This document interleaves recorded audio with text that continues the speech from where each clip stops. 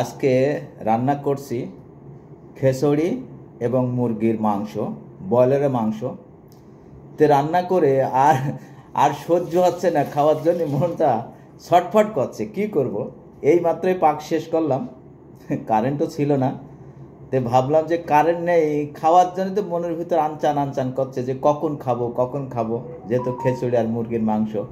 তাই জেনারেটর চালু করে দিয়ে আসলাম, চালু করে দিয়েই খাবো ইচ্ছা। এই যে প্লেটে ভাত এবং মুরগির মাংস বেড়ে নিয়েছি, দেখতে দারুণ লাগছে। খেতে কেমন লাগবে জানি না, একটু খেয়ে দেখি। না, ভালোই হয়েছে।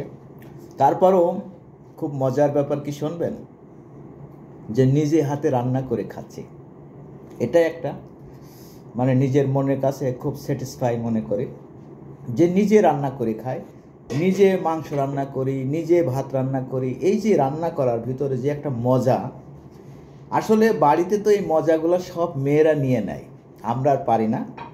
কারণ তারা রান্না করে সমস্ত মজাটুক ক্যাডিটটুক নিয়ে নেয়। আজকে আমরা বিদেশের বাড়িতে সেই ক্যাডিটটুক আমরা নিজেরা নিচ্ছি, যে নিজেরা রান্না করে নিজেরা সব কিছু করে খাচ্ছে। আপনারা আমাদের জন্য দোয়া করবেন, আমরা যেন সুস্থ থেকে রান্না বাড়া করে খেতে পারি। আর আপনাদেরও অনেক অনেক দোয়া ভালোবাসা রইল। আপনারা ভালো থাকবেন, সুস্থ থাকবেন।